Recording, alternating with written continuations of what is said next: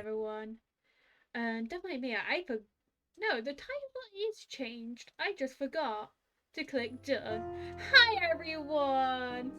I forgot to change the title. Well, I changed it, but I forgot to click done. I'm so smart. Thank you for Morgan for telling me. Hopefully that is all fixed. Right, Morgan? That's all fixed? Well, hello! It's I, and we are back with the letter. Let's hope we don't get Rebecca killed, because I kind of do like her now. It's all good now, thank you. I just forgot to click, done. Let's turn that down slightly. If the game is too loud or I'm too loud, let me know, I'll fix it straight away.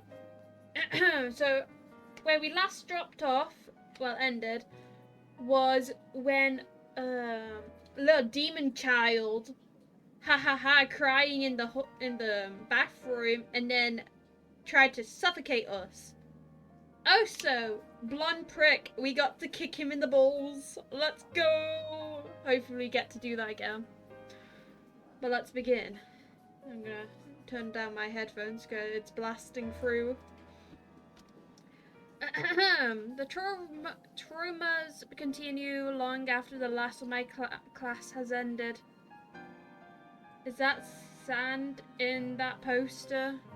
Yes, it's Sans. We love Sans. Look at him. Although none of my students have comment on it, I've caught a few sharing anxious glance every time a pen slips from my hand or a shoulder tense whenever called. How unusual it must be for them to see the normal, composed Miss Gales become a bundle of nerves.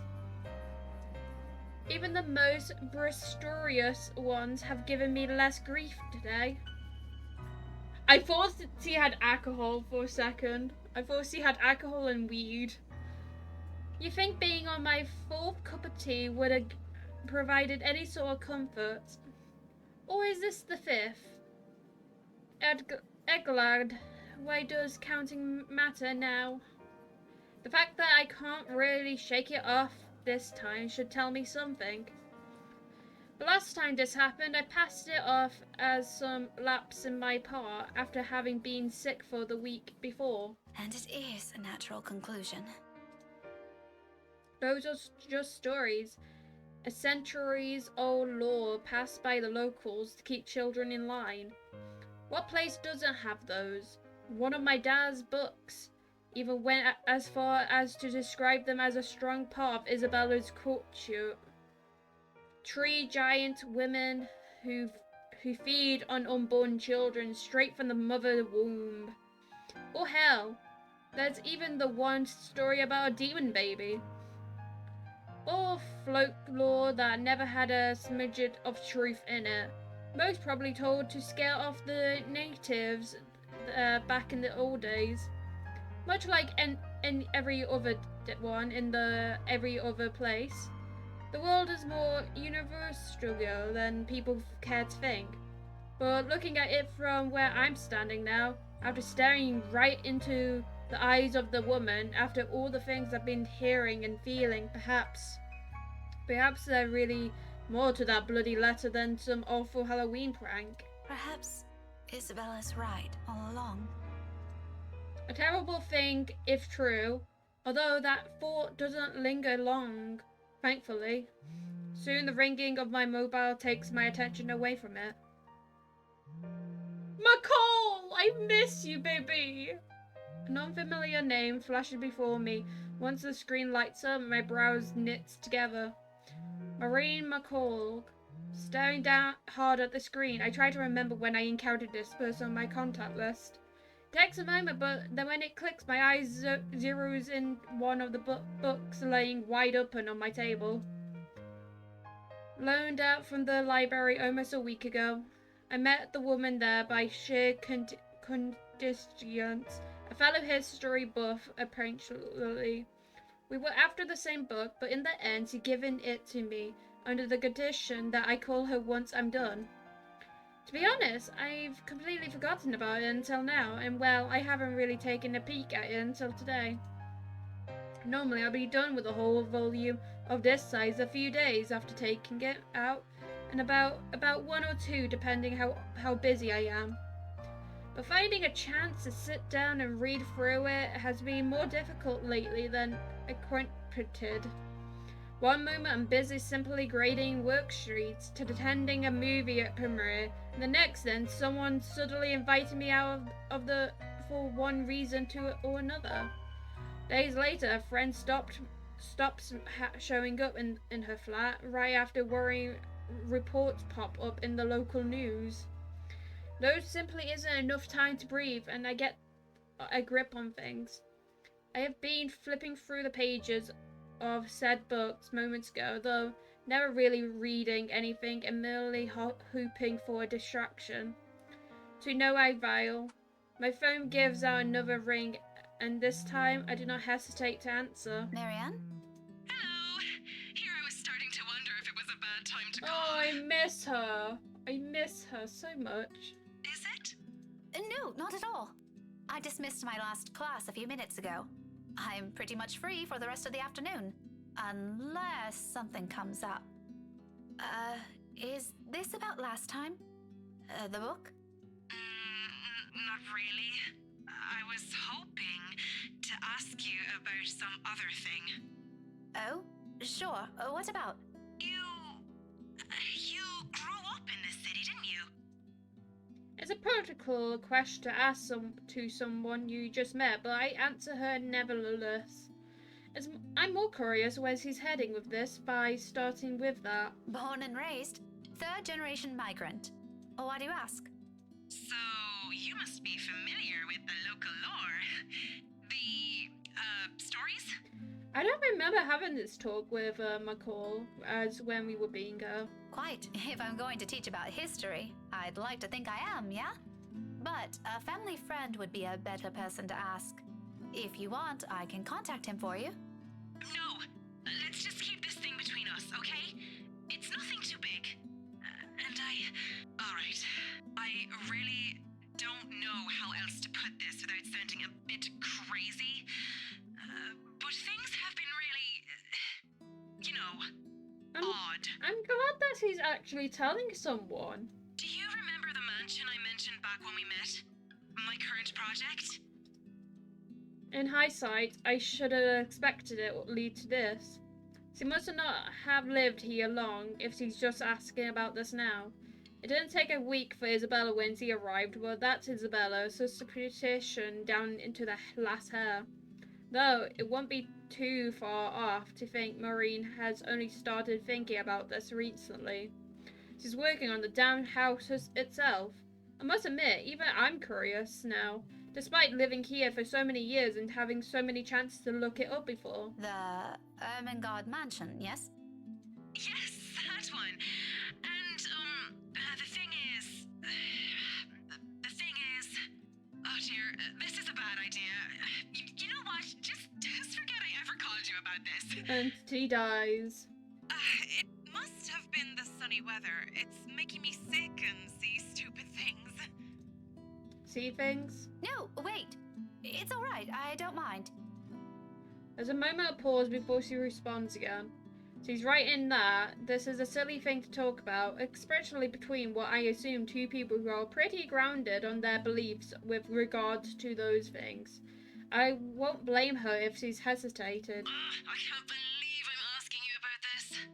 It's fine. Why don't you just think of it as some form of research? Well, alright. But after this, we're going to forget we ever had this talk. My lips will be sealed. Now, what is it about the mansion? Just, what do you know about it? The general gist.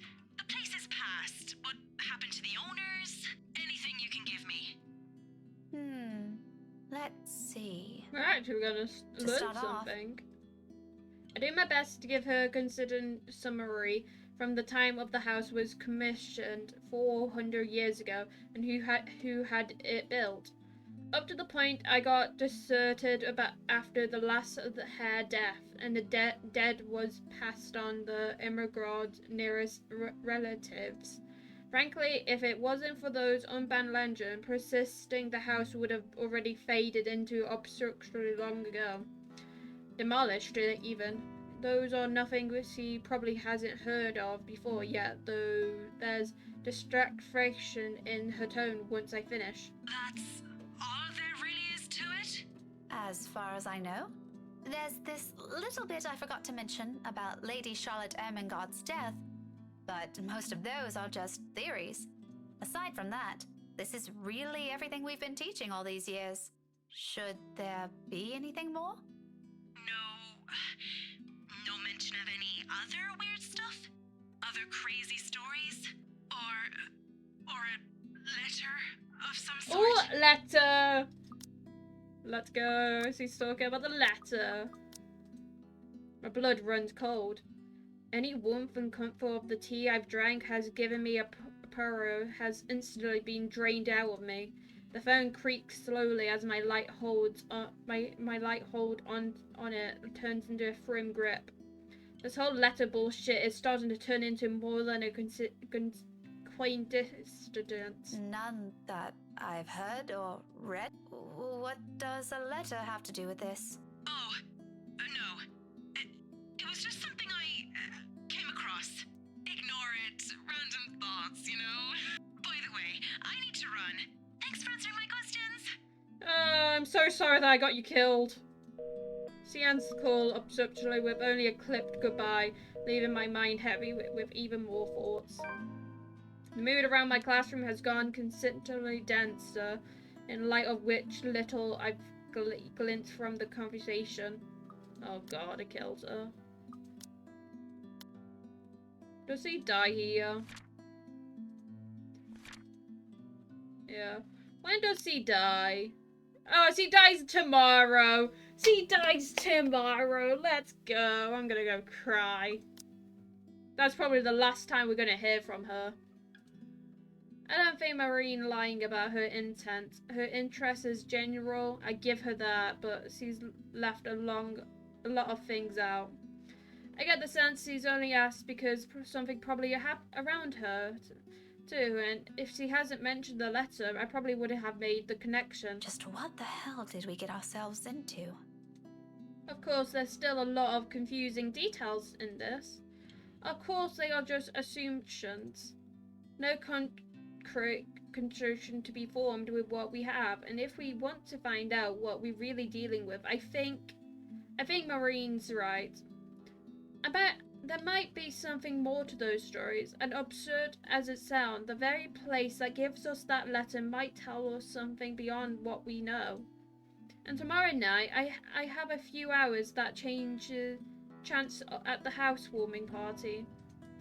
Totally not an exciting thought, since the place is practically owned now. I can't just wander around, but it's enough reason to keep the dread at bay. As I stepped out of the room, I'm ready to put an end to this day. Oh, god damn it, why are you still here? However, all those good vibes disappear into the thin air when I ran into Luke. There's really something in this man. Regardless of how much my opinion of him has changed over the span of the few hours, simply burst through every good impression people have of him, without care or thought. He doesn't even need to open his mouth, his mere presence does it. In all honesty, I think he's the kind of guy only a mother can love. You're still here? Obviously. Who do you think's standing in front of you? Ew. An ass. Ha! Yes, Rebecca, queen. I love that every time a character is an asshole towards Luke, they're my favourites.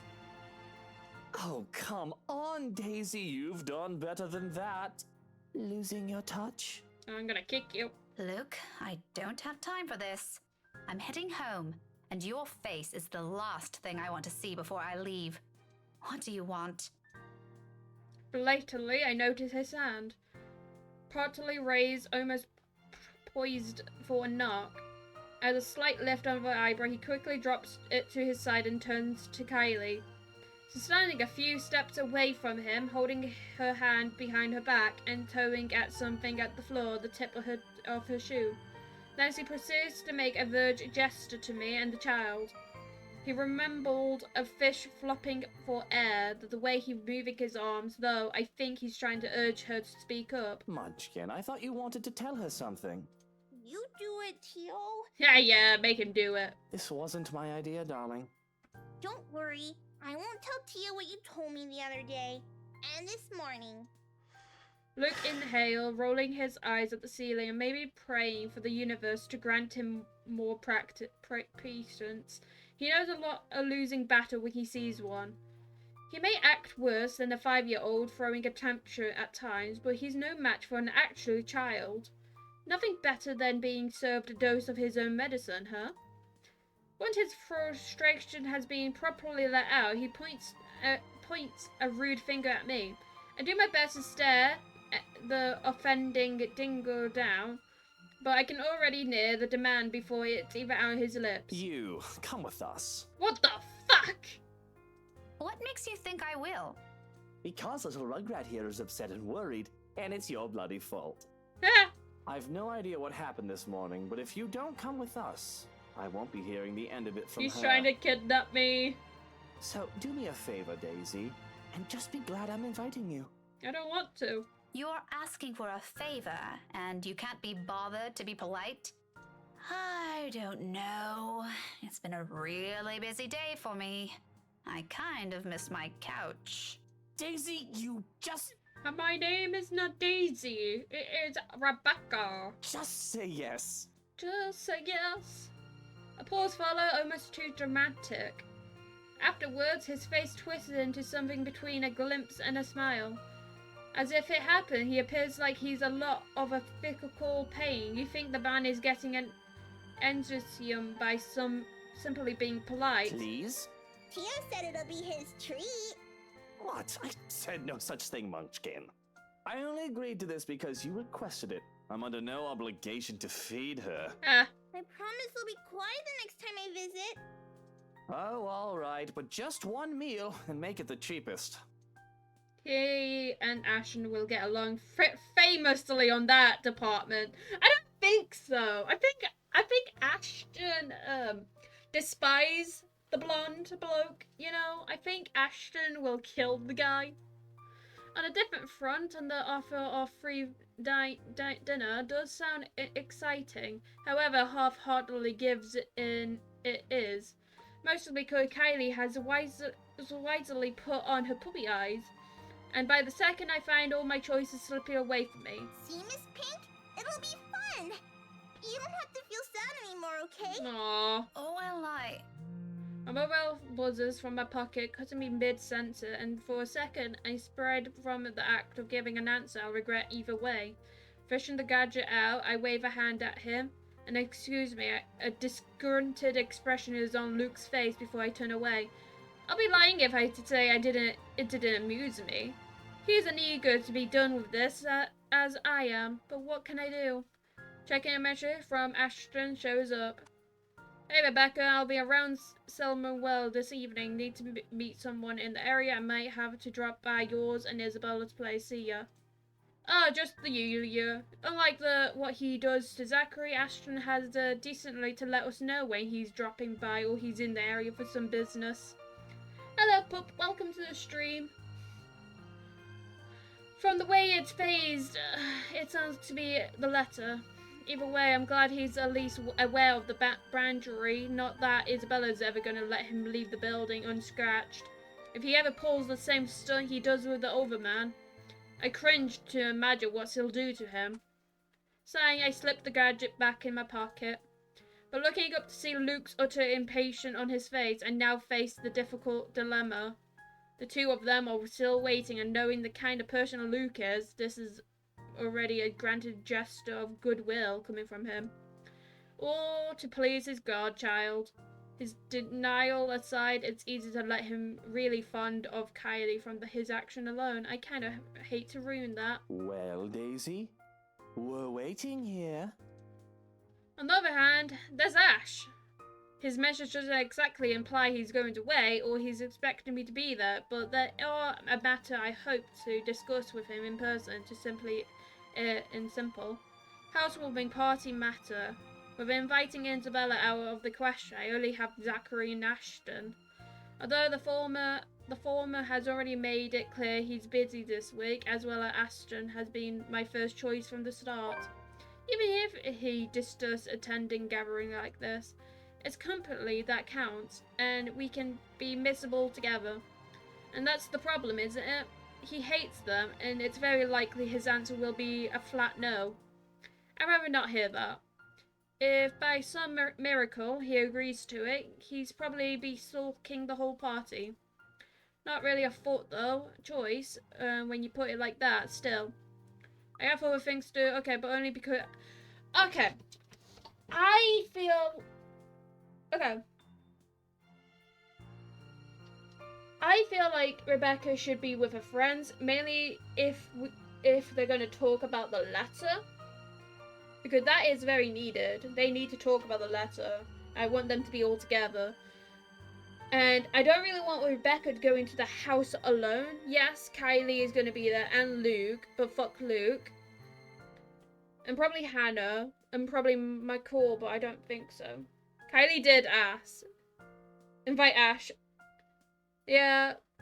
I think we are inviting Ash anyway to the party. But I don't know. I don't know, to go for the letter. It might not even be the letter, but I think it's the letter. Or we get to grow a friendship with Luke and Kylie, but that's involving us to go to the house alone. And that I feel like creepy shit is about to happen then.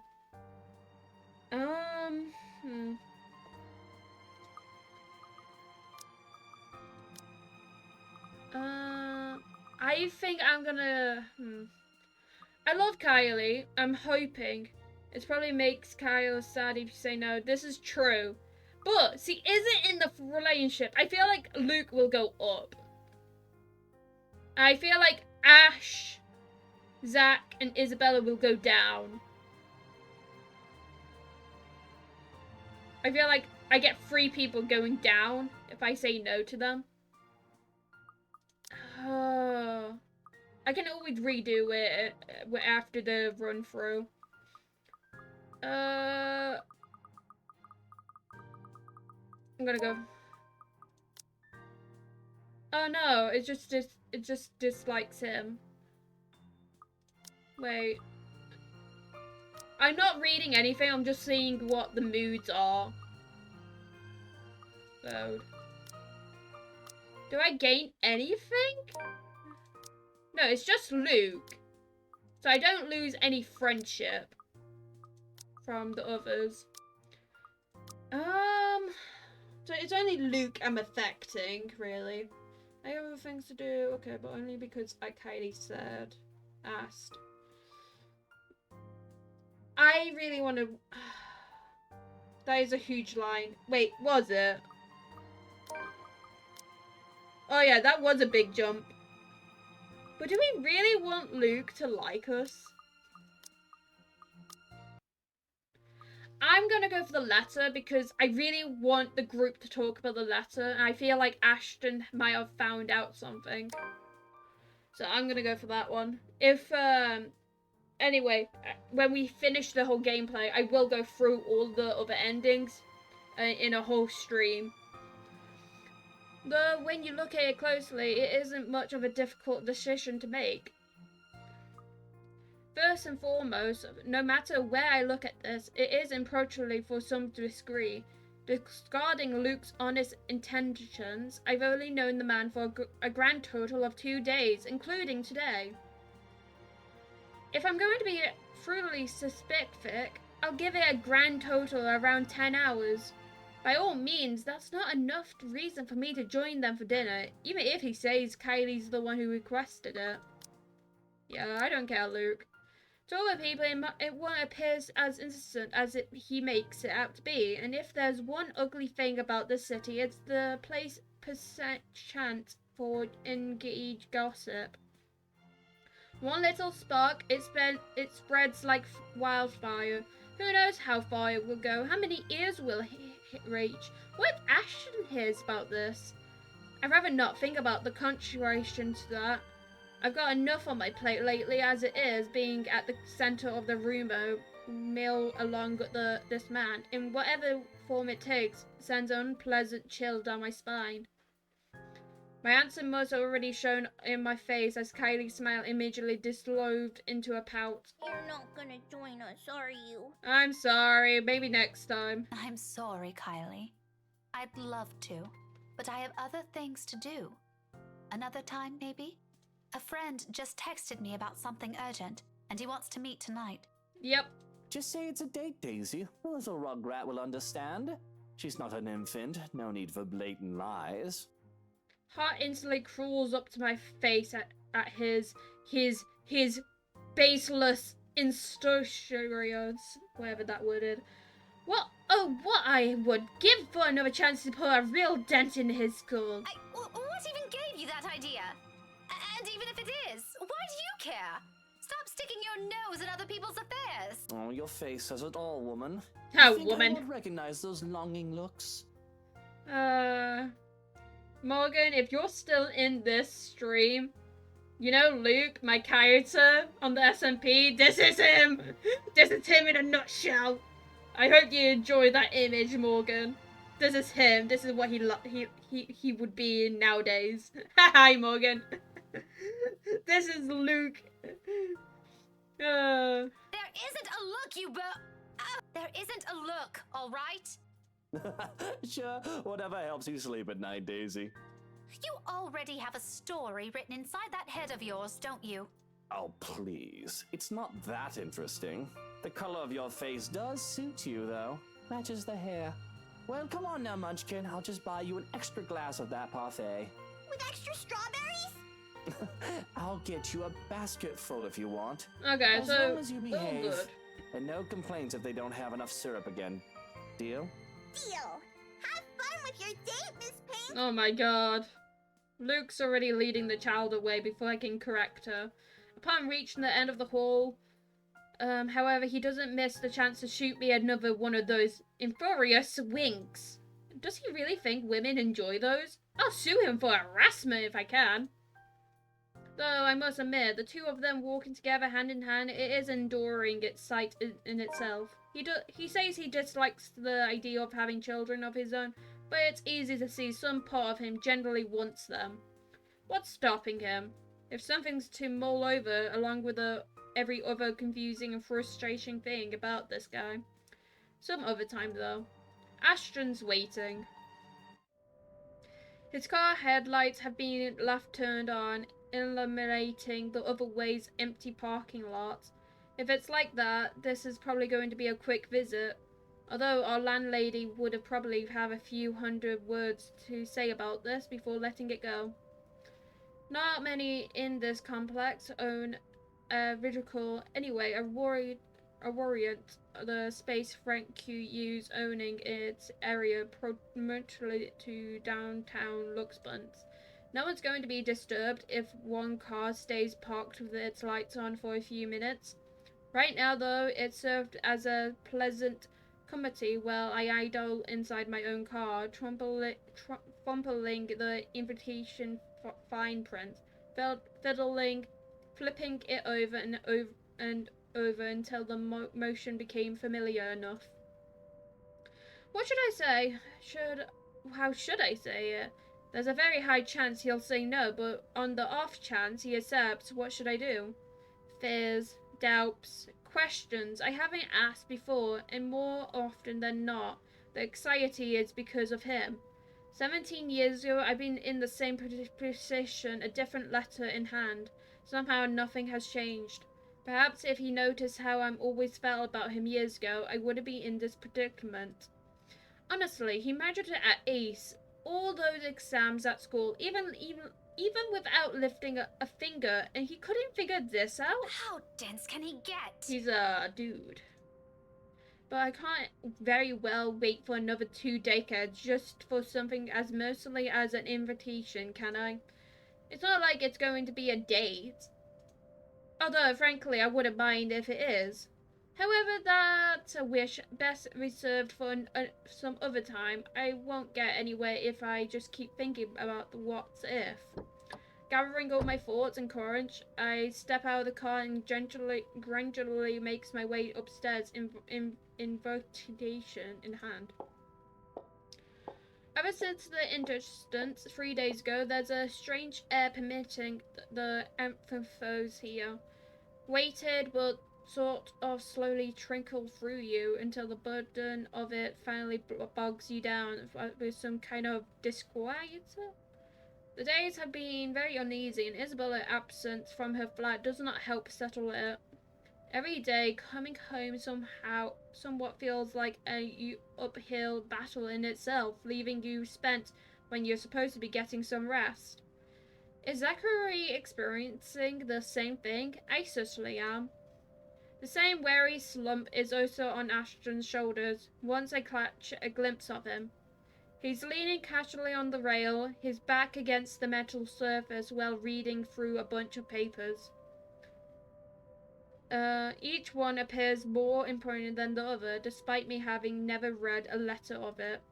He's probably head back to his patient after this, if he's not going to drop by Zachary's for a bit of a shut-eye. Not rest for this wicked. But no matter how corrupted he seems, he pauses anyway and looks up from his work the moment he hears my threads. He raises a hand in greeting, and a small smile spread across his lips. Exhausted as I am, I can't help but return it to him. What brought you here? He hums something unaudible, neither an answer nor even a vague hint, before he turns his attention back to the paper. For a passing second, I thought he ignored or evaded the question like every single time I've asked.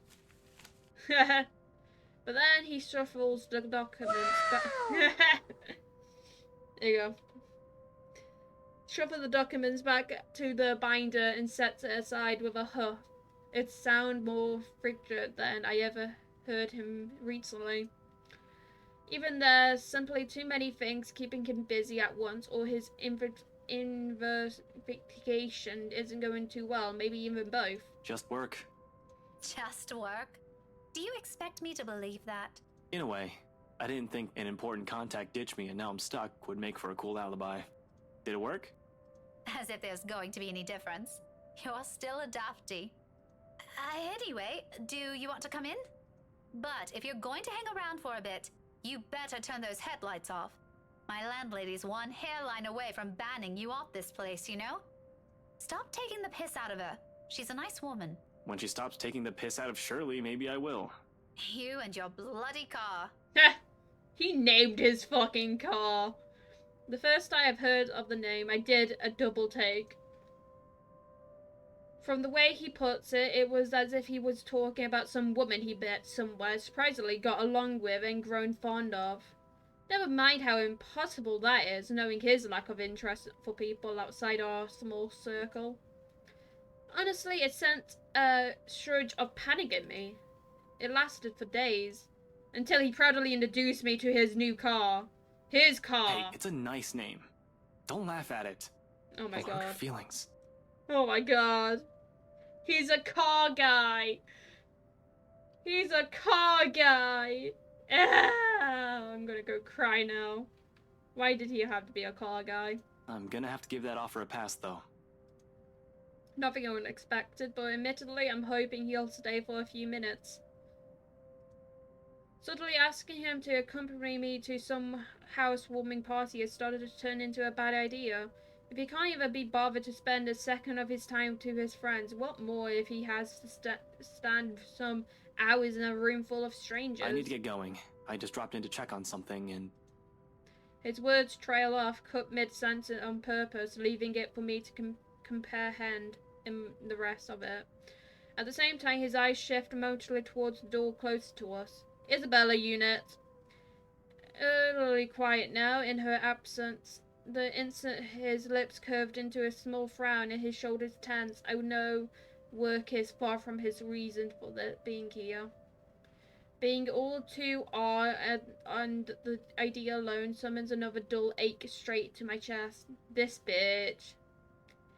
Like, every time, every single moment, he affords her the attention he can never seem to spare others. Well, it is worry better Is there a left. problem? Oh, I skipped that by accident. Nothing of note. Abigail just wanted to ask her a few things.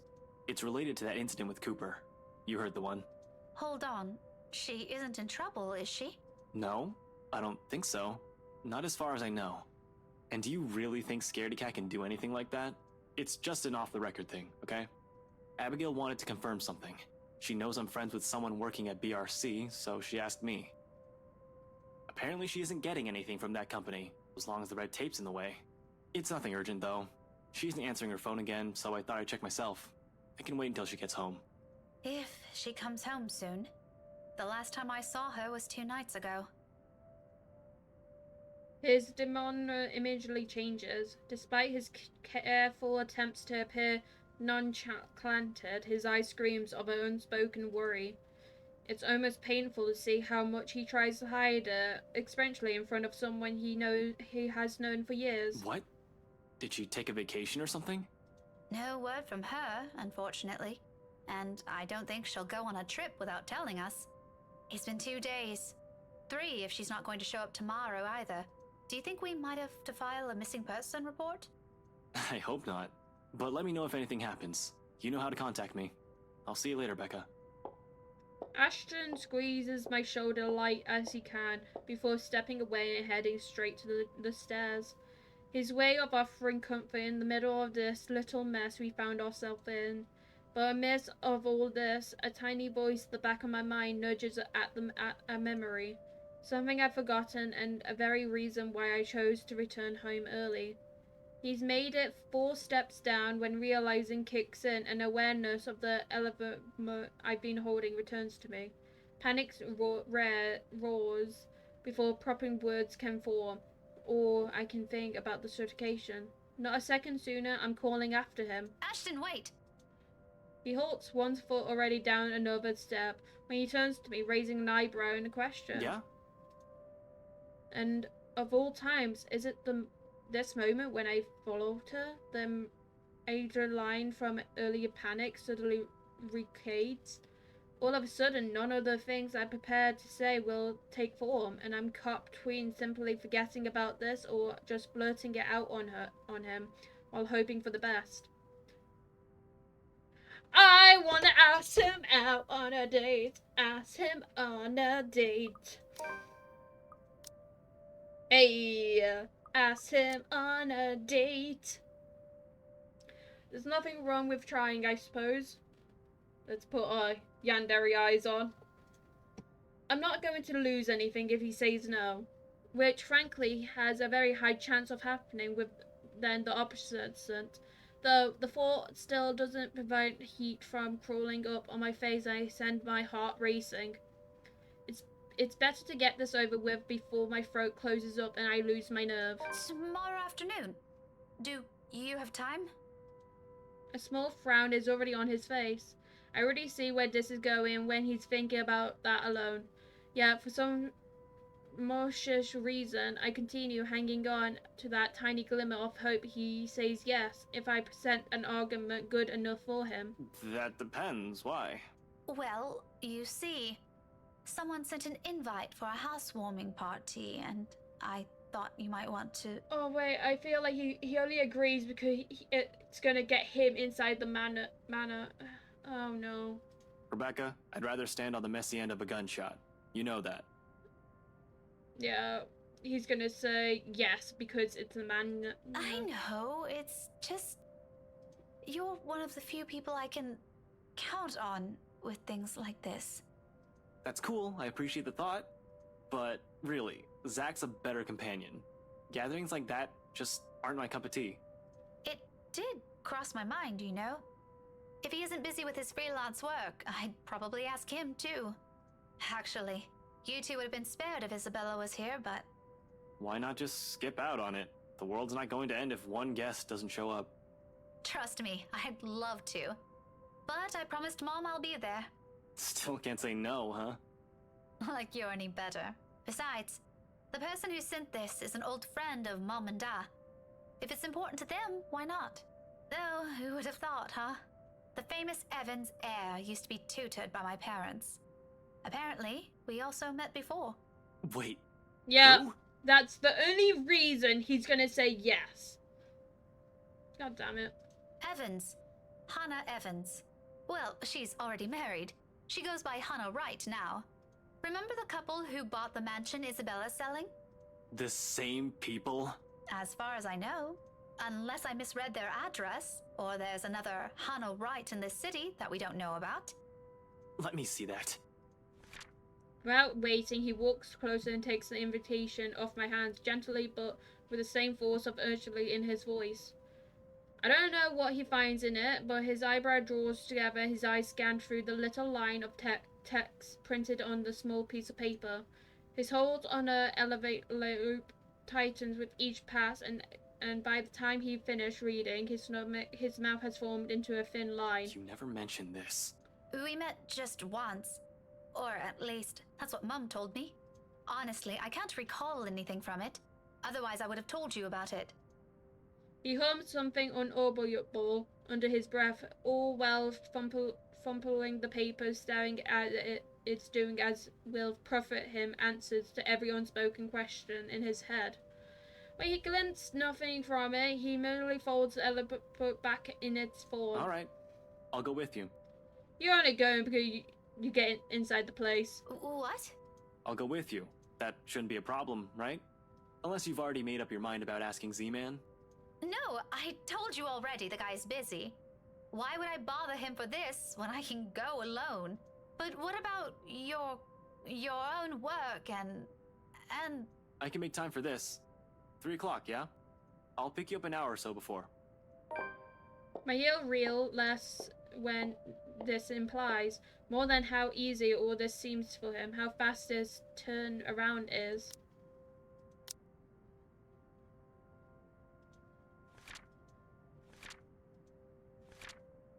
Aw, this is cute. I like that. That's cute.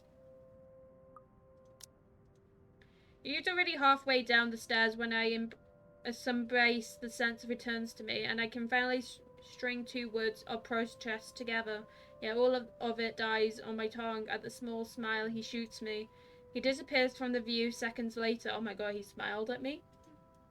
His footsteps gradually fading as he descends from the stairway until I hear my own shallow breaths and heartbeat loud pounding against my own chest. It is only after I'm standing alone in my room minutes later that it sinks in. He has taken the invitation with him, but besides that, more than that, he has also accepted mine. Calling this happiness is a complete understatement. For now, looming thoughts of the mansion and the woman lays silent at the back of my head. It's time for McCall to die now. The night wears on without further interest, despite the great numbers of thoughts swimming inside my head. Come morning, there's only a hush, a strange sort of stillness unlike the ones greeting me every morning. This one's uneasy, tight with anticipation, like a string attached thin, merely waiting for the proper time to snap. Granted, it doesn't make my day any less pleasant, but the edge is there. As expected, the second I step out of the flat, it comes apart, broken by the voices of 2 scrambling adults echoing from the floor below. The quiet was night while it lasted. Shame. What the hell were you thinking? Oh? I wasn't... Ow! Could you let go? Wait, that's Isabella! Oh, of course. Not a few seconds later, they both ascend the stairs and Ashton pulling Isabella by her wrist.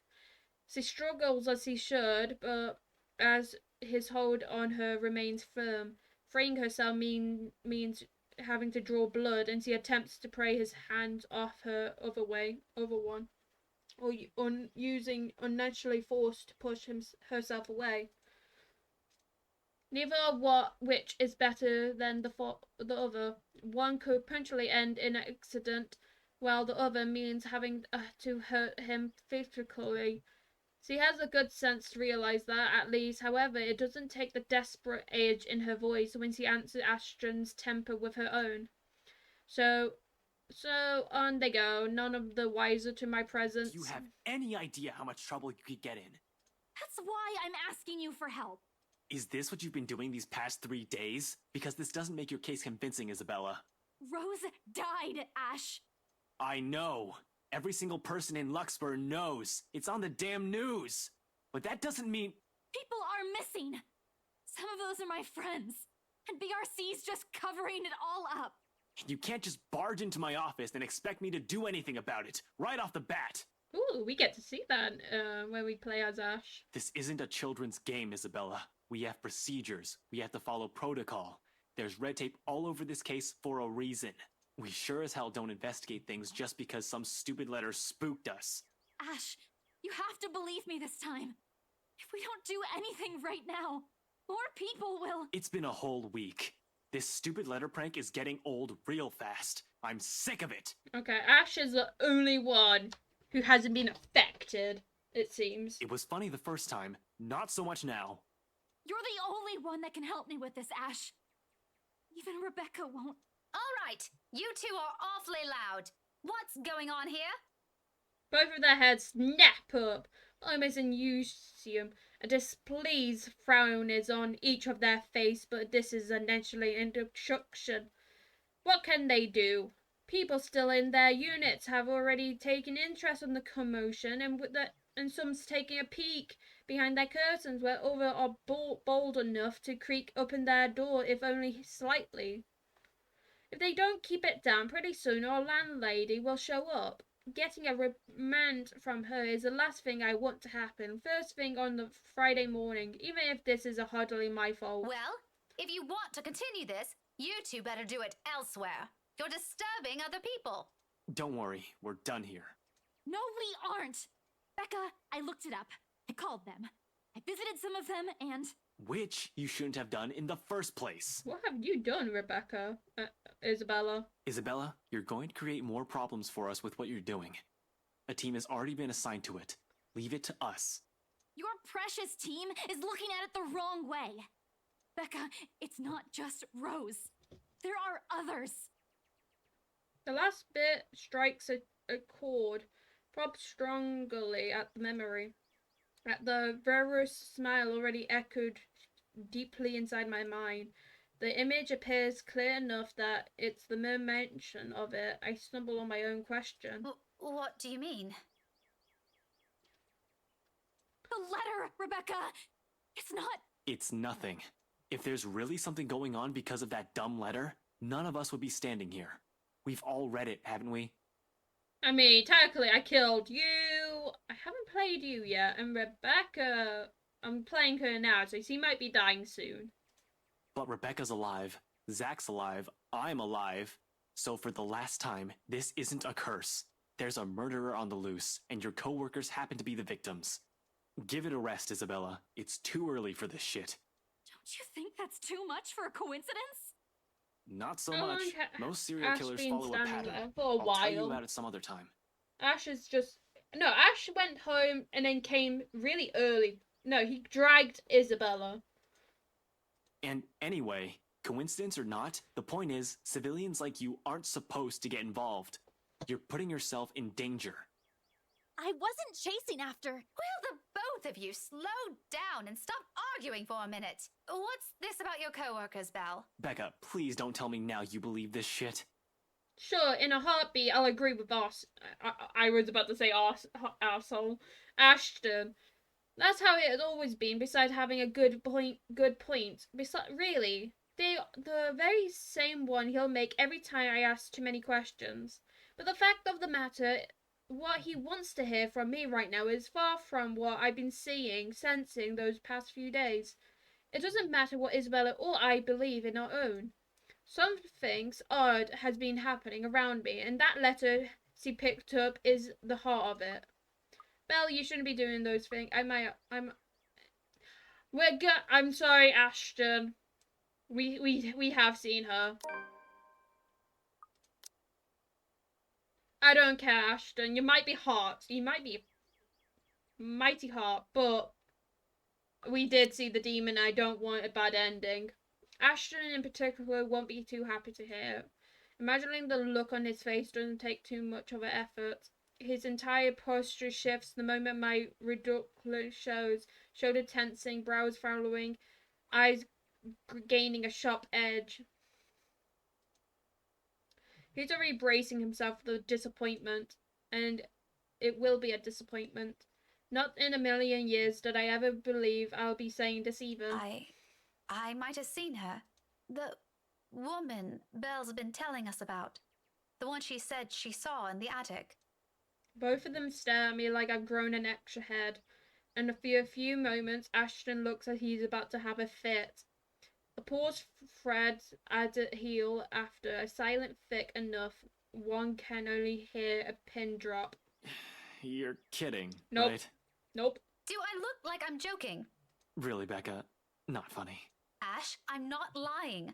Why would I lie about this? It's been this way since the film fest. The past few days have been really odd since we read that letter. Last night, you mentioned Zach hasn't been acting like himself. Maybe you should ask him too. And that's what he does. He goes to Zach, I'm pretty sure. Ooh. I'm pretty sure he does. No, that's the meeting. Yeah, we can't have anymore. But he does go up to Zach, and Zach told him the truth. So I think that is the path of him believing. I feel like if all of us said no to him, I feel like when we play him, it would have been a bad ending. Or maybe you're all just feeling under the weather. I'm not sick. Don't you think I'd know that by now? Becca, you're starting to sound like Scaredy Cat. Give me a break. Why don't you? I'm sorry. I'm so sorry, you two. Isabella's voice cuts sharply through the conversation, abruptly putting an end to the brewing argument. It's all my fault. This is all my fault. I was only hoping I could fix this before any of you. I'm sorry for dragging you all into this. She breathes in deep, steadily, and in that moment something falls behind her eyes as he looks away. I'll fix this. I promise. Quiet resolve. The same one I saw in her that night from the 3 days ago. But that time it burns brighter. Even Ashton wavered at its sight when she looks him straight in the gaze, unflinching. Gradually his grip on her wrist loosens. Belle, there's nothing to fix. The problem is... Just this once, Ash. Her voice, though small and lacking any force to stop him. Along with it, every sound, every noise dies around us, hushed, depending, as if the world is waiting for her words. You don't have to come with me, but if I don't do anything, I am going to regret it. She lays a hand atop of his. Oh, please do not confess your fucking love in front of her. I hear the fucking romantic music. You fucking bitch. Don't you not put my girl in depression mode. Gentle. Pleading. Almost intimate. If one does not consider the conversation we found ourselves in. Please. Ashton will never tell a soul. Will never admit to himself, even to himself, if it's that short second that his own resolve breaks. The moment the hard edge on his eyes softens, he's relinquished his hold on her, letting his hand fall limply to his side. Wordlessly, Isabella steps back and runs off, leaving only a muttered thanks and a small luckless smile. Only after the last of her footsteps fades away does Ashton move, breaking the silence with one of his sharp inhale, before reaching up to pinch the bridge of his nose in a gesture of frustration and surrender. Did you really have to tell her that? Yes. What do you want to hear from me then? That everything's fine? No, I want all of you to stop putting these ideas in her head. None of it is helping. Never mind. Don't worry about her. I'll bring her back here. He's already posed to leave when my own instinct takes over. I reach for him, gripping his elbow with the same unyelping grip, the action prompted by voices whispering back at the back of my mind. You're scaring her, literally. He's already made it clear he's not going to believe me, but he does deserve a word of caution. Who knows where all this will take us? How all this will end? He shouldn't be caught off guard, belief or notwithstanding. Ash, I know you don't believe in those things she's saying. And you know me. I'm less inclined to believe in those things as you do. But I've seen something. There's something strange going on here. You don't have to buy it. If you don't want to listen to me, fine. But please, try to hear her out. It's bad enough that Isabella goes off like this without telling anyone. I'm just worried something might happen to her if she keeps at it. Talk to her, okay? As if she trusts me enough for that. Doesn't the fact that she approached you first about this, instead of me, already say a lot? A different kind of trust, granted impolitely and never unspoken, sometimes too big, too fractured to last. He falls silent for a long moment as he turns it over in his mind. In the end, all he manages to offer is a small nod before he departs and promises to at least listen to her without the teasing or the jabs. A favour for me and the least he can do for her. This is as much as I can do for him as well until I understood what's happening to myself.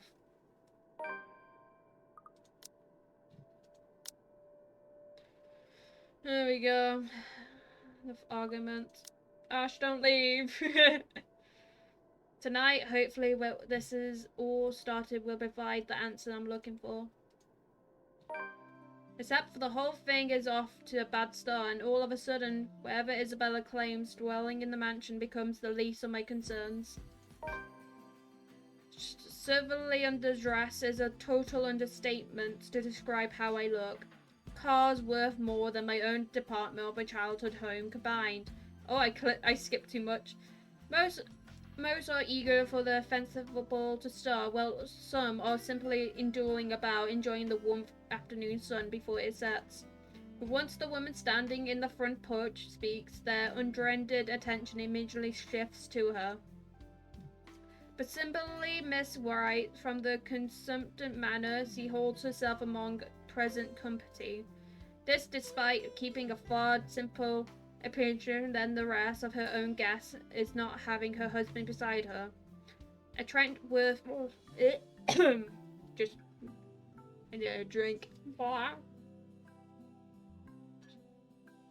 Here we go. A Trent worthy of uttermost imagination. At best, at worst, she's the envy of every woman, the subject of every gossiper in Luxbund. Welcome everyone. And Mom said we could have been good friends. I can't even picture myself mingling with with guests that as she has. I don't know. She looks like it has. Though I admit she does seem familiar now that I've seen her this close. Memories of sitting in a vanity, not mine, being dressed in clothes too fancy for my taste. They fit briefly in my mind until her cheerful tone raises from the buzz of her enraptured audience again. Please make yourselves at home. I wish I could share her enthusiasm, really. But being surrounded by all this immigrants, for the lack of better term, merely makes me dread on the rest of the night might go. Also knowing that there might be some truth to what lies inside the place helps drive the uneasy further behind the notch. Ashton, on the other hand... Be careful with Shirley, alright?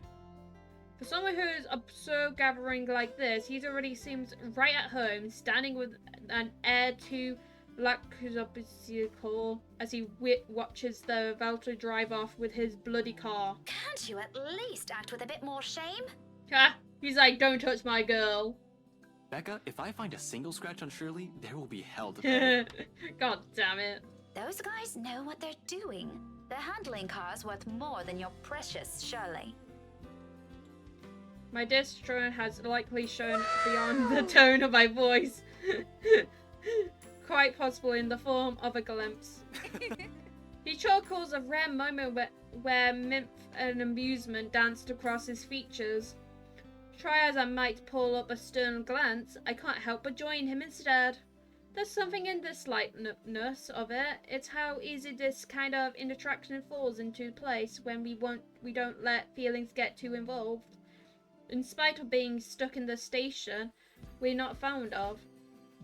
It brings back memories. However, the moment doesn't hold. All of a sudden, Ashton grows silent. I was trying to find the sound even though it was the first page. Chief? Oh. An odd expression flashes momently across his face, though he blinks it away before I can figure out what it is exactly. Ashton, what's... Sorry, Becca. I just saw someone I need to catch up with. Longtime friend. It doesn't help that he isn't even making an effort to spare a glimpse my way when he answers. Instead, he focuses on some point in the crowd. His gaze darting between people walking past her until a small frown forms in his face. Oh, wait, Ash, what about... This won't be long. Be careful while I'm gone, okay? Oh my god, my fucking date left me. I met the smile he hastily throws my way with a frown of my own. What does he mean by that? But before I can ask, he has turned his back on me and walked away without a single expression whatsoever. In some desperate effort, I tried to catch up with him, if only to know what warrant this suddenly department and his odd warning at the end. Hey, be careful! About what exactly? Only for my attempts to be interrupted by a muffled ringing from my pocket. Mom's cheerful voice greets me as soon as I answer. Yes, I'm at the party already, Mom. Yes, I'll say hi to her if I can. The conversation itself doesn't last long.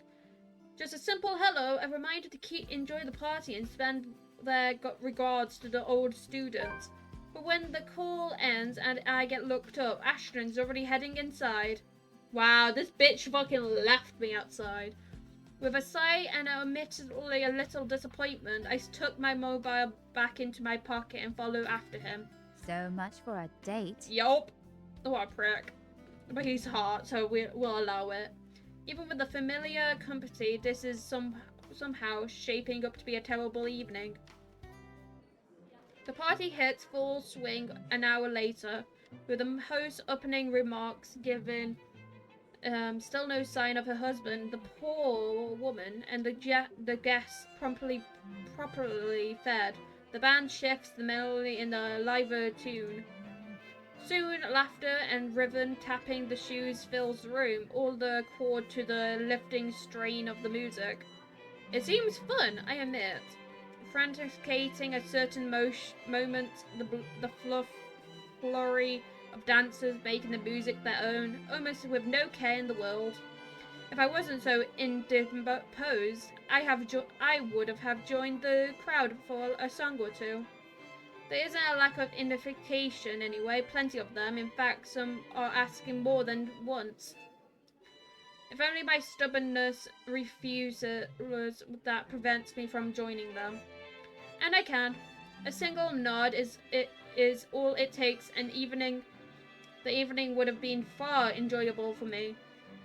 But pride in my own silly hopes, the thought of being seen with one of them by him crubs that. As I hate to admit it, it's hard truth to swallow, especially with the very person at the center to make it denying difficult. Can't even spare me a minute of his attention or a single glance at me with the whole evening. Zach! Hell, Zachary might have spoken more words to me. The big guy busy covering the events to boot. But at least he managed to slip in a conversation or two between takes, or a small wave with his hand when he passes by. What's Ashton's excuse? He's been fitting in and out, sighted the whole time. One moment he's hanging around with a small group, and another he's hovering around the string band. Just a second ago, he's wolfing down some deviled eggs by the buffet table and a glass of wine in a hand. The next thing I know, he's gone. If I didn't know any better, I say he's only agreed to come to me for another reason. I swear, the next person who asks, I'm dancing the night away with. Ashton can go fuck himself. Oh. You would catch his eye a lot better if you wore nicer clothes, don't you think?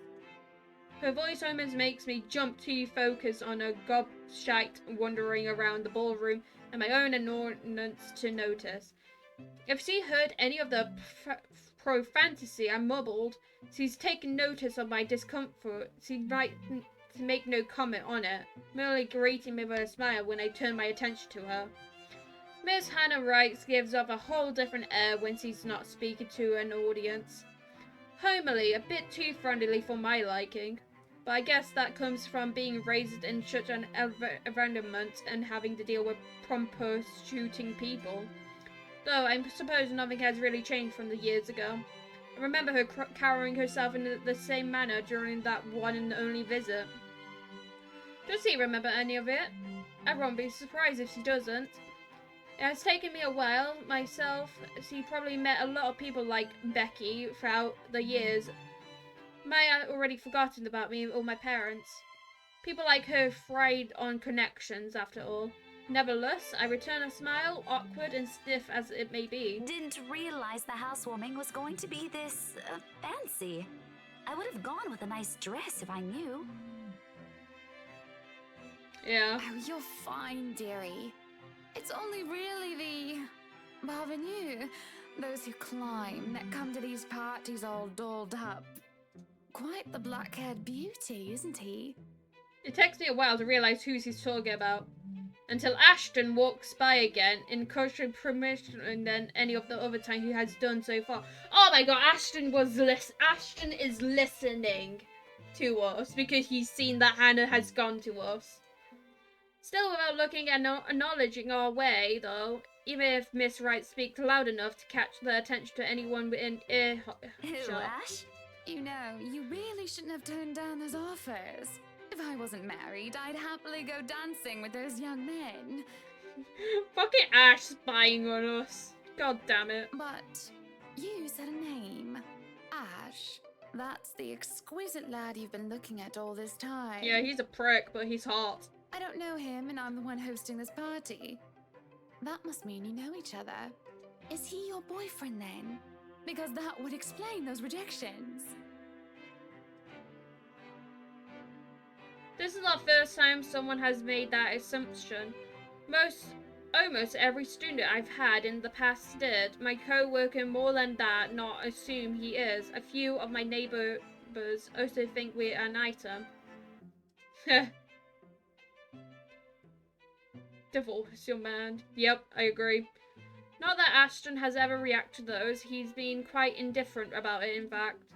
Still, the heat of the blush creeps on my cheeks and denial ready to despite wanting it to happen so badly myself. What? No, that's ridiculous. He's such a I violent skipped. My bad. reaction. A simple no would have sufficed. Many here would be happy to hear it. And I haven't been looking at him. I do my best to summon a straight face, but before my good cheer, it easily falters. That's right. You've been staring. Quite heatedly, in fact.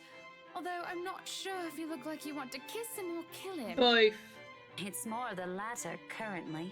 Just don't go murdering him on my property. Why not? I don't want to walk into a room and suddenly find a body there. You might not want to go to the basement then. There's a kind of dead body down there now. It's infection in a way. No sooner I find myself enjoying our chat more than I imagined myself to. Although her attention briefly waves to one point, she remains a good company. Remember, today is the day Maureen dies. Literally, she dies while this event is happening. So she's downstairs right now being killed. And to think everyone's having a great time and she's being killed downstairs. Yep. Even more that I mention who are my patients, her face quickly lights up and fondness graces her face despite the meeting from 7 years ago being a short one. But of course there are some things we aren't really avoid to talk about. Yeah, I messed up. I killed her by accident. I'm so sad. After all, it's one of the few things I remember her asking me the moment she spotted little Becky in the room. Do you have a boyfriend? In restore, it's an odd thing to think about as children when there are loads of could have started with. Yes, oh, I remember you. You were the cutest little thing with glasses. And when we met, you were having boy troubles with this lad called something with an A. Okay, I would have gone back and saved her, but I have broken the rule once with Zachary because I didn't want him to be in prison, and I was like, no. I did not like that. I took my only chance of redoing something on him. But I am gonna do, after I do my run through, I am gonna go back and do all the like other choices, see what other choices we have. And that's gonna be a whole stream. But this is my gameplay, first try going, besides that one thing. Yeah. I used my thing on Zach. I don't even know if it killed him or not, but the fact that I saw him in prison, it hurt me too much, and he got beaten. And when we met you, I believe I still have the clothes he gave me, chosen all I could impress him. And even back then, Ashton has always been denser than a rock, and the one attempt to get him to notice backfired spectacularly. Sure, he's keen, he's a detective, for heaven's sake, but feelings more than not escapes him. What was it again? Aaron, Alan, Adele, Albert, Alexander, Andrew? Which makes this whole talk all more embarrassing. And then the more names he lifts off, the more my discomfort grows until a smile turns into a glimmer. What will he think of me? Here she is, married to a man who most probably loves at that. While I'm stuck here in the same place, yearning for the same person. Ashton! Ash! That man is that boy! The same one. Oh, goodness me, after all these years! I can see why, though. He's quite dashing. You don't really need to announce it to everyone within earshot, you know? Keep it down. I'm so sorry, but it really is cute. He says that, but for the short moment, a hint of picky flickers in her eyes. I take that as a chance to change the subject before anything more can be said over the matter. I haven't even sorted those things out for myself. This is a nice party, Miss Wright. Though, to be frank, I doubt she'll be willing to pass this up. The topic has already captured her attention. Please, Anna's fine. We're friends of a sort, aren't we? We must be friends, seeing as I know about your little infatuation, Becky. Don't you worry, dearie. You'll have your happy ending yet. I'm not too concerned about that, am I? That's not what I'm looking for. Oh? And what makes you think that? Doesn't everybody want their happy ending? The idea of happy endings sounds like they're just for fairy tales. And they are, sorta. I don't think you can just sit around, trapped in some tower and hope for the best. If you love them, you have to fight for it, right? You're not just going to sit there and hope that everything will just fix itself on its own. Like everything, you have to work at it.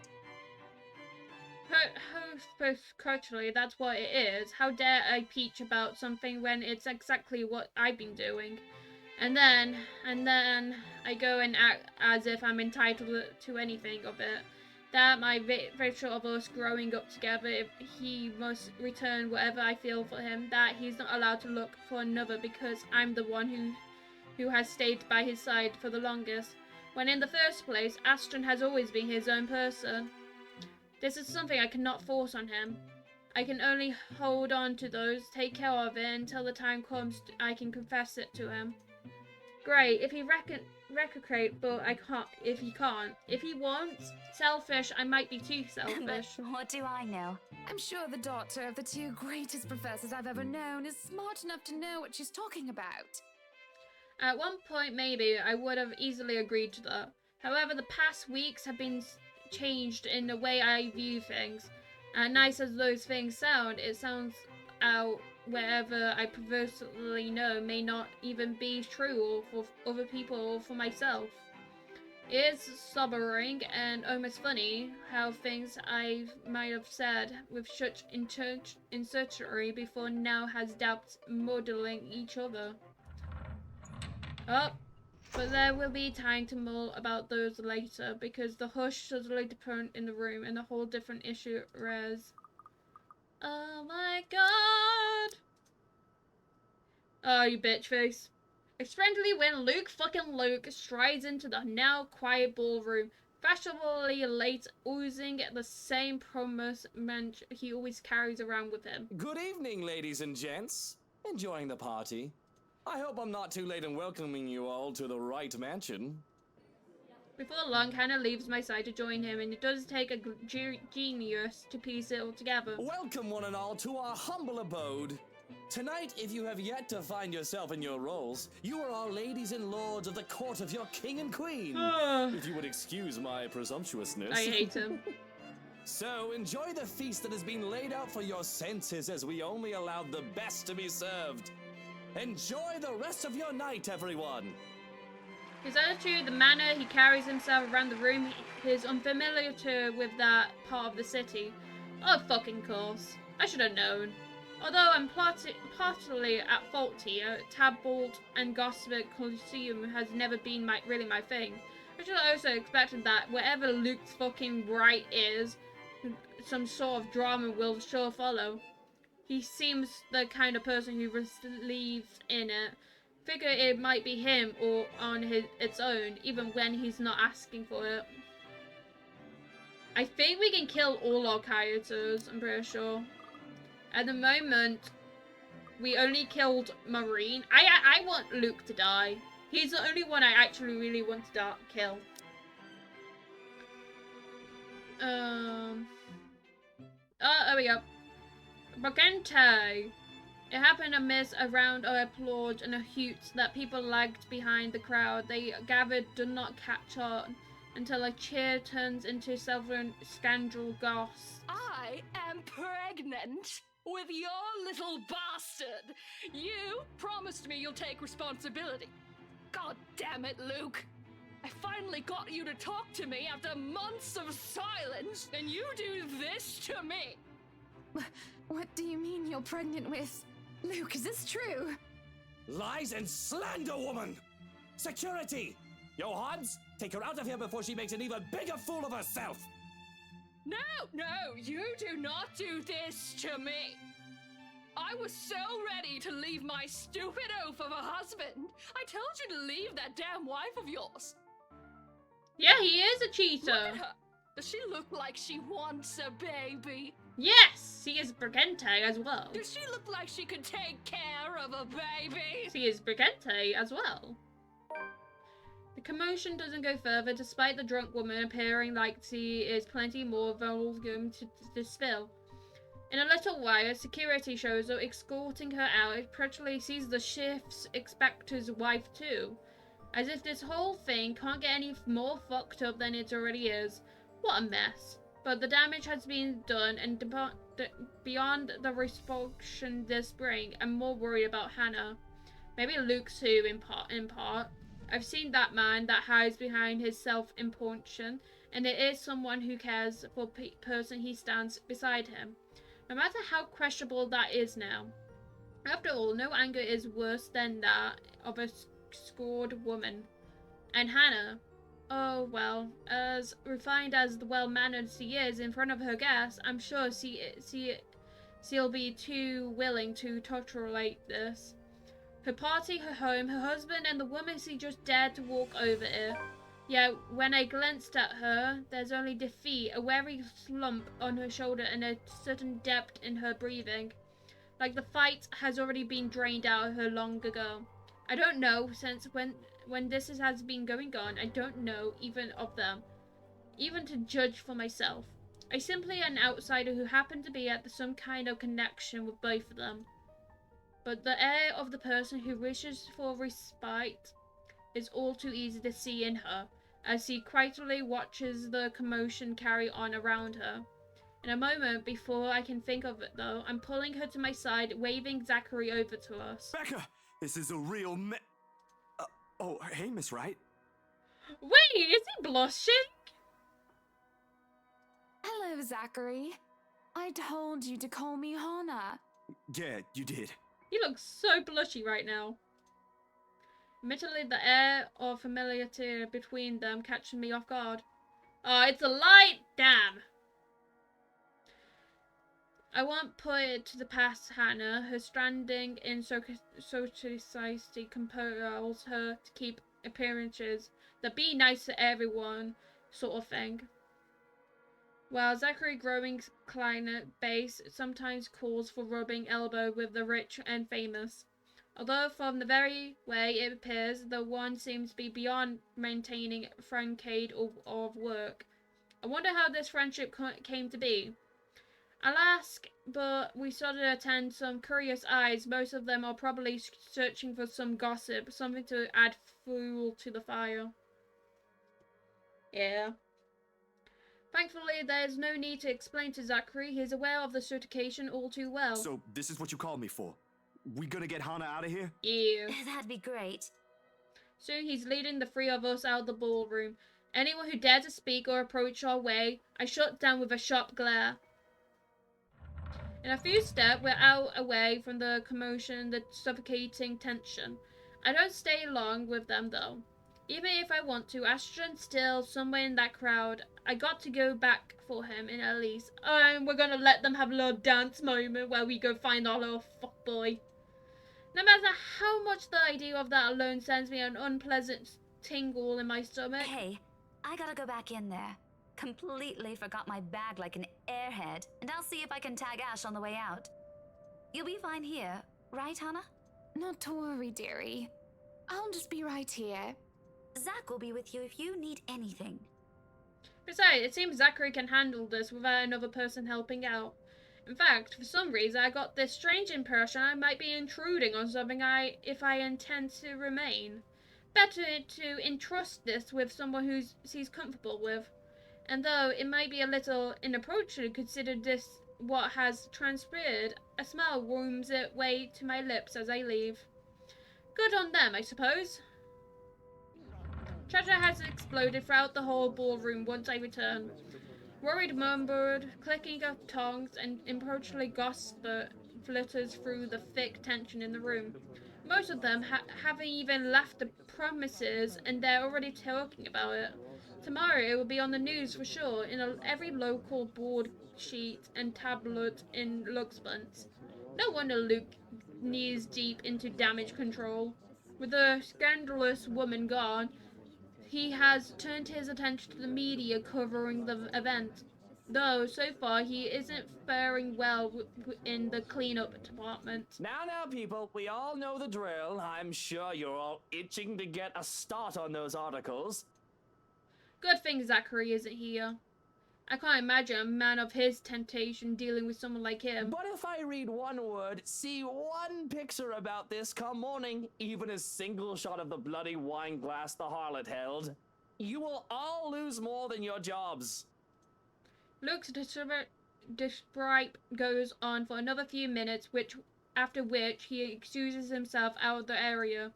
There's a brief lull, a reluctant pause before the place comes around again, but shortly the buzz returns. Dancers have once again taken the floor, and their guests' excited talk begins anew. But I couldn't care less for any of this now. Simply standing in the middle of it already gives me a headache. When the shock has faded, I feel bone tired. I've accomplished nothing of what I came here for, and apparently Ashton disappeared sometimes during the commotion. I'm not sure what pisses me off more. That he ignored me the whole evening, might just as well saying not without saying anything, or knowing he obviously has something of an emotion for being here. We're getting new blocks in Minecraft? Nice. Can't he at least trust his own friends for that? He didn't have to lie to me. It's the last straw. No longer in the mood, I grab my bag and head out. More than ready to end the distressless night as early as possible. As it turns out, the night isn't done with me yet, because no sooner has the porter chased the door behind me, I find myself standing alone in the foyer with one Luke Wright. No sign of Hannah or Zachary. Just him, the grunted click his shoes makes when he friends around the empty room. Away from the media, praying eyes, and their guests' judging stares, it's easy to glean on how much this scandal has him shaken. Not to the point where he utterly lost composure. He appears to have mastered himself enough not to. But an opening is there for a nervous edge to show the lines of his shoulders. What do you know? The man is not as tough as he makes himself out to be. Sure, I've seen this before, briefly in that 1 second in the hallway at school. In a strange matter, however, to witness this out in the open, behind closed door, this is the real Luke Wright.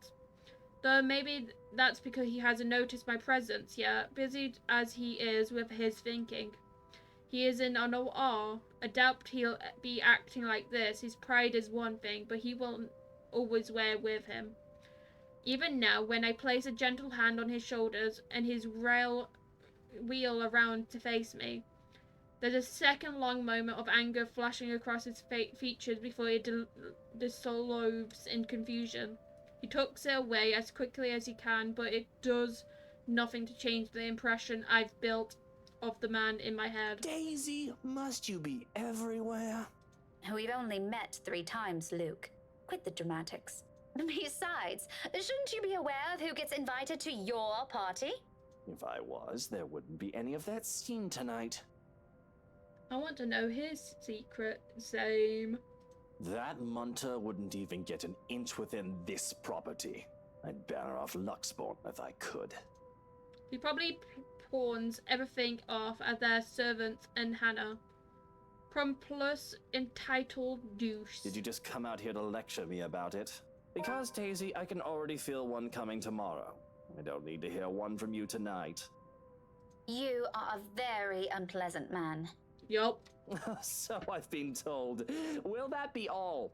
If so, I suggest you go back and join every bloody goss in that room. Not everything.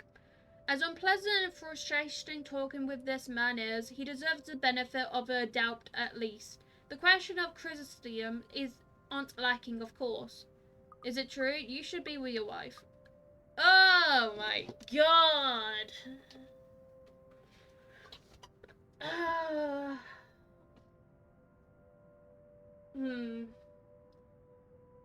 I have to think as Becca.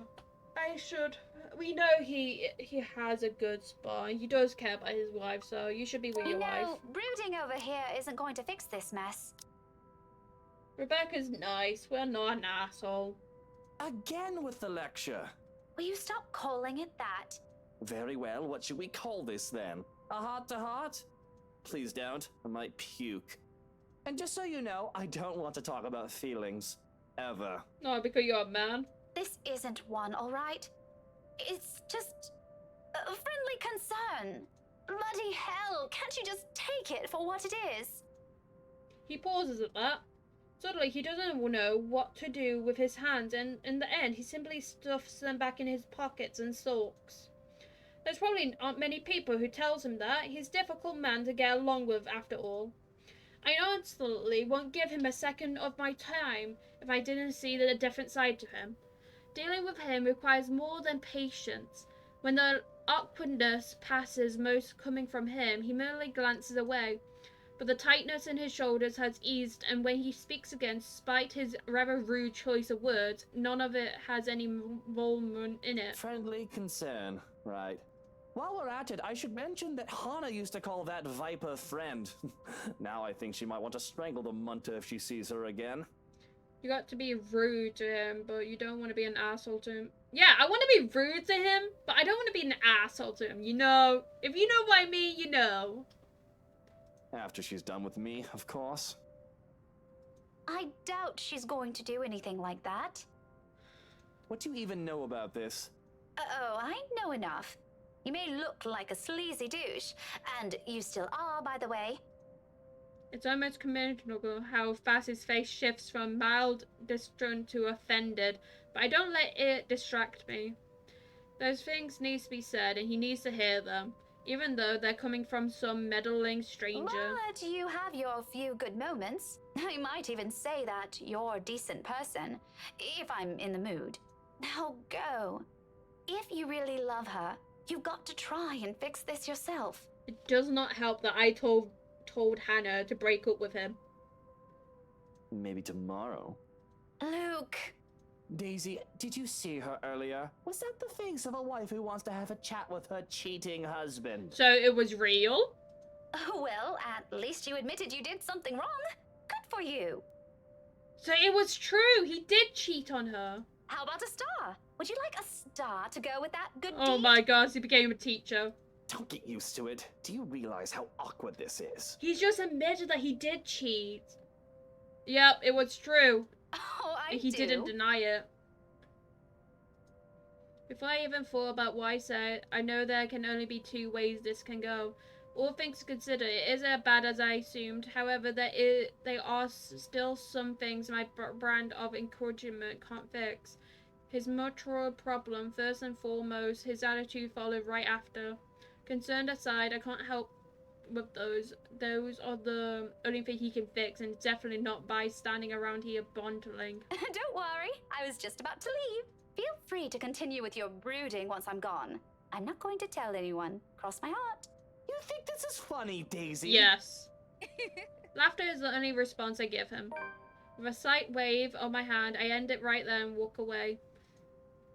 Although I can't resist the urge to glance back before I leave, only to have one last look at the man he really is. But the instant I turn my gaze on him, I see it. Fuck! Yeah. Looming, hovering over his shoulder, dawned to him like a moth to a flame. Like the first time I stepped inside this place in search of Isabella. He was there too, wasn't he? The man, along with his wife and another person, Miss McCorrog.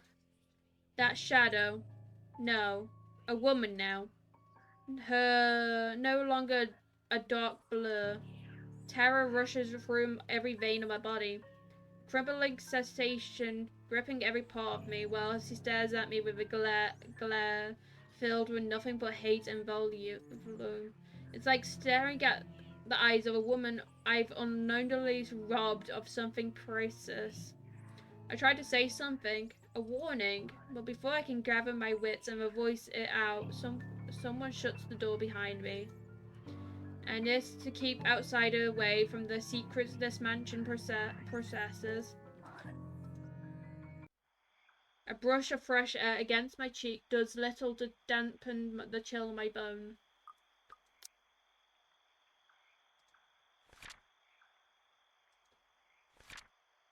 Yep, so she's dead. She died when all this was happening. Yeah. So this is what we're on. So we're going to be on this page soon. The brush of fresh air. I already read that. By now, the sensation, the fear, the disquiet, it leaves wherever I see her. Familiar enough for me. Already has made a home in my nerves. I don't even notice my trembling hands when I cross my arms across my chest. The cold from the tip of my fingers steep through the thick metal of my shirt. Neither of it helps brings together some semblance of conscience through its head. But I know I should. Someone has to tell that douche. I start walking back before a fear can cripple me again. It's not wise. Returning that is especially after what happened. But Hannah is still an old friend, and Luke doesn't deserve whatever misfortune that letter might bring. I can't just leave those two in here there. Isabella's right. She's real, and there's something she wants from everyone who has read that. Becca, where'd you go off to? I'm gonna kill you, Ash. If we're done here, let's go. I'm gonna kill you. My mistake. The second his voice cuts through the crisp night, is that I'm allowed my annoyance get the better of me. Foaming, purpose forgotten, I wheel around the march towards him. One accusation after another piles up at the tip of my tongue, ready to be hurled at any moment.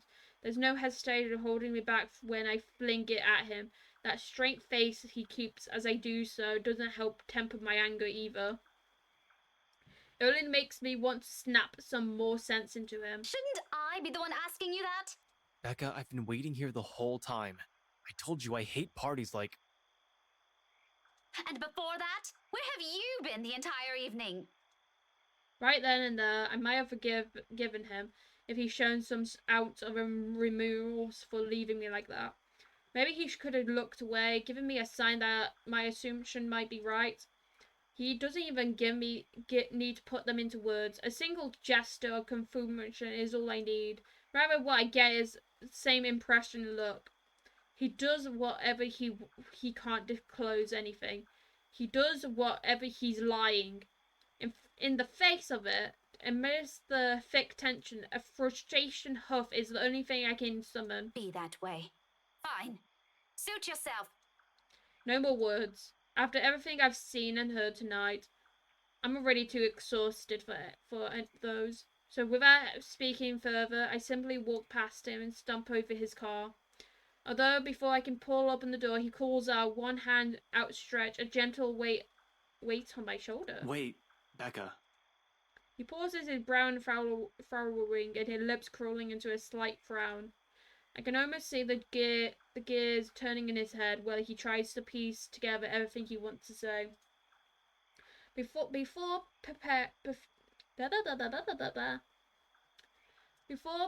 Perhaps I may have waited patiently for those. He's not a man fond of using words or an expression himself more than often than not.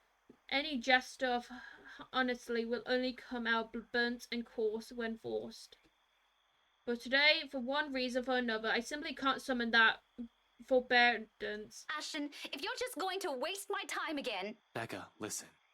I don't know how else... That much is obvious. Why don't you just take the whole bloody night? Go on. I can wait until next year. Better yet, why don't you just keep it all to yourself like you always do? It's not like... Rebecca, will you hear me out first? The silence I can offer him, but whether I believe what he's about to say is still up for debate. A very long debate. I honestly don't know how else to put this. I'm aware your parents have some kind of history with Hana Wright, and somehow you're friends with her. But you should stay away from these people for now, especially the husband. Who? Luke? His expression deepens into a scowl at my mention of the name, but whatever option he has, he doesn't immediately voice. Still, something it has greatly displeased him, evidence to the stiff note in his tone and Yeah, he's bad news. What does he have to do with this? Care to explain your reason? Care to explain your reasons? Yeah, we want to make out with you, dude. Like us. I'm not meant for it to sound so harsh as it does, but my anger and frustration has never been a good match at me, particularly in nights like this. It's not surprising when Ashton jerks back as if I struck at him, but the fleeting moment something I likes to hurt dots across his features, his eyes narrowing and hands closing in a tight into a fist into his sides. Then swiftly, he glances away, shifts his focus on the line of trees nearby, like an answer can be glimpsed from the dark expanse. I'm really sorry, Becca. What is it for? For the party? For the verge answers he continued to give? Does it include all those times before this, the year's worth of it? I don't doubt it's a scenery. However, for the moment, the forgiveness he is asking isn't something I'm all too willing to hand, furious as I am. It's frankly a wonder how I can keep myself from raising my voice at him. We'll talk about this tomorrow, and you better have a proper answer for me by then. There's a brief hesitation before I step away, a short moment of wanting to say more and waiting for him to say anything to add. He's only silence, eyes still trained to the distance. It's the last glimpse I see of him before I climbed into his car. If the car slammed closed with the same force of the anger I'm holding, it sounds merely vanishes into the night unnoticed. God damn. I'm getting all the fucking people pissed off. He followed soon after, and shortly we're on our way back to the city. Yet even with the city bright light welcoming us, the dense Sudborough air from the mansion still lingers. The moon is almost at the highest by the time we reach Selman. Well, even after our respective heads have cooled off, the air within the car remains ruffled and unspoken tension. This isn't the problem so easily fixed with a few handshakes. Quite frankly, I don't know what will. Ashton himself has no idea what to do when he's right and dwelled awkward in the middle of the car park, unsure. It's almost like he's been having a mental debate whether he should say goodbye or mutter another sorry. I could driven him away purely out of spite the second I've gotten off. Still, old habit die hard. It's late and Ashton's flat is on the other side of the city. Annoying as it might be, it's the rear its head. Every time I look at him right now, I'm not too cruel to put him up for another long drive. Especially when he still appears as if he hasn't gotten any rest. You can borrow the couch. I throw the key to my flat his way before a protest forms on his lips. Although he catches it with ease, his eyes it with a wary expression and shoots a puzzled glance at my way. You haven't been forgiven. We're still going to have that talk, believe me. But I'm not about to send you out on another drive looking like that. It's late. Go get some rest. We're setting aside the lot loose end of this, but he appears to have accepted that the reason, at least in the meantime. He does give me another questioning glance when I shove past him, pulling my mobile in the process. Where are you going? I thought... You go ahead upstairs. I need to contact Professor Andrew. Andrew? Why would you... Oh, no. Please. Is this that thing Isabella said this morning? Again? I already gave her my word, Becca. I'll look into this BRC crap. No need to drag the old guy into it. Of course, he's still skeptical. It makes one wonder if he's ever seeing anything at all. Figure this curse will stay away from the scoffer. But this is another loose end tonight, and I can't just leave alone Ashton's belief notwithstanding. It's just so happened that it's one I can drive into one means another, then taking a look at the mansion itself. Ashton, do you really think I still give a shite after that stunt you pulled tonight? No, but this is... I spent so many years with him to know this is about to turn into another argument. Before he can finish it, I cut him off with a firm raise on my hand. Look, I don't care. There are weird things happening around here. And yes, it's Isabella's brand of weird. Ghostly voices, strange sounds, and a bloody woman sitting at the back of my car. You don't have to believe me. And I no longer have the patience to convince you, so just leave me be, Ashton. He doesn't push it, growing quiet instead, although I know he has a whole case of prepared inside his head. But there's a reluctant shift in his movement when he steps away from our confrontation. Short of climbing the stairs, he stops, turns to face me with an expression almost too convicted. Are you really sure? What? That there was something? That you've been, seeing things? Oh my god, he's actually believing us. Yes, I'm very, very certain. Now go, and you better not break anything in there. The last time I let you stay over, it was that statuette Belle gave me. You haven't even replaced that one. The last of my plans goes both unheard and unanswered as he's disappeared behind the stairs. If things aren't as strained, he may have a quick or two about that, followed by the lighter banter. Instead, for a long moment, I am left staring after him. There's something in the way he's asked for that nags. Coupled with his expression, the whole expression exchange just feels unsettling. One that doesn't even fade as I gather my thoughts and shifts my focus on another, even as I dial Professor Andrew number. And that is when it clicks. During the long wait for the professor, one's dazed thought emerged from the unease. Ashton has not intended for his question to be a jab. It's concern for what, though? For my well-being? The letter curse? The woman I mentioned? The answer for those I will have to wait, however. Finally, the call connects and Professor Andrew's voice echoes from the receiver. Professor Andrew? Rebecca? What can I do for you?